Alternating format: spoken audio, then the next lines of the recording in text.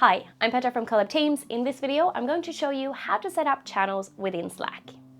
You have now set up your Slack workspace. You can see your company name at the top here, and you can also see your menu down on the left-hand side here. Now, there's a couple of things that we are going to focus on in this video, which is we're going to set up your channels. The first thing that we want to note here is that you've got the initial channel that you got prompted to set up, which is the social media. We also have two other open or public channels here, one general and one random. Now, the random one, we can just delete this. So if you click on that one, click on it again, go to settings, and then delete this channel, and then go yes, permanently delete. We are also going to delete this social media one, and I'm going to explain why in a second.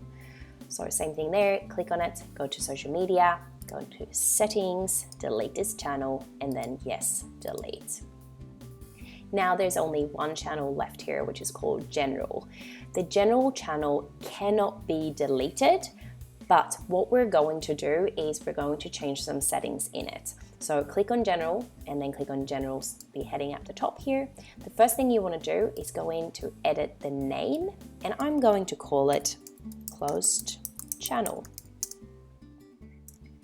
and then I'm just going to save that. I'm also going to go to settings, and I'm going to go to posting permissions, and I'm going to click edit, and here I'm going to say admins only can post in this channel, and I'm also going to untick allow threads and allow everyone and channel mentions, and I'm going to save that. And then I'm going to click out of this. Now, the reason why I did this is because this is an open channel, which means that anyone who is getting invited to your workspace will be able to see this open channel, and everyone is going to be automatically added to it when they first get invited. If you are a business that are planning to use Slack for your clients, you don't want them to see any of your internal channels. You also don't want them to accidentally type in and write to you in this channel, and because that would mean that everyone else, all your other clients and all of their team will be able to see that conversation too. So that's why I always like to change this to a closed channel or change the name so it's really obvious, and then also change the settings so that you are the only one who can post in this channel. The next thing we want to do is start setting up your channels. Now, you want to have a little bit of a think about this, and depending on your business, so if we start talking about your team, your internal people. So these might be contractors, these might be your virtual assistant or collaborator, your online business manager, your podcast manager, social media manager, graphic designer, whoever else you work with within your team. You want to think about what type of channels or what type of conversations would you like to set up. You can decide to just have one channel if it's between you and, say, your virtual assistant, that the two of you discuss everything in that same channel. You can also build different channels or set up different channels depending on the topic. So you might want to have a specific channel that's just about social media, or say you're someone who runs a lot of events. You might want to have one channel just for events. You might want to have a channel for your bookkeeping, or you might want to have just a general channel that you discuss anything in. Okay, so the next step is setting up your channels for your business. Now, you want to have a little think about this and see how you would prefer speaking to your team. This could look like having one channel with your virtual assistant, one channel with your podcast manager, one channel with your bookkeeper, and so on.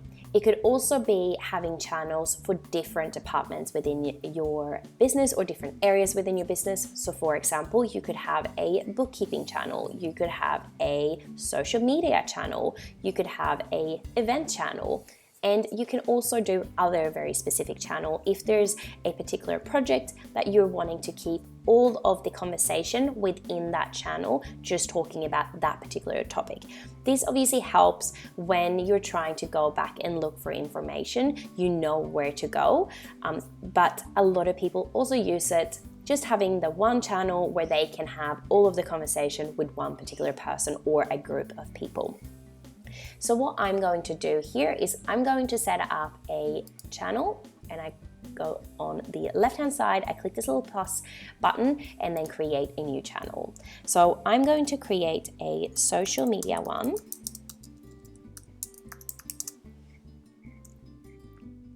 I'm not going to invite external people. This is only a function you can do if you have a pro account, so not a free account. And then hit next. I now want to make sure that I make the visibility private. So this means that it's only the people that I invite to this channel that will be able to see these messages. So I'm going to click private and then go create. Now it is going to prompt me to add people straight away. You can either type in the name if you have already got these people invited to your Slack. If you start typing their name, you will see it pop up and you can select their name to then invite them to the channel. If they're not yet in your workspace, you then send them an email and they will get the invitation that way so that they can join your workspace. You can also skip this while you're setting it up and invite people later, which I will show you. So I'm gonna go skip for now. So now I've got my social media channel, and the way you can see that it's private is that there is a little lock next to the channel name, and you will see that any public channel has this hashtag next to it. So you can then go ahead and create another, and I'm going to create a podcast. Next, and I'm going to make that private.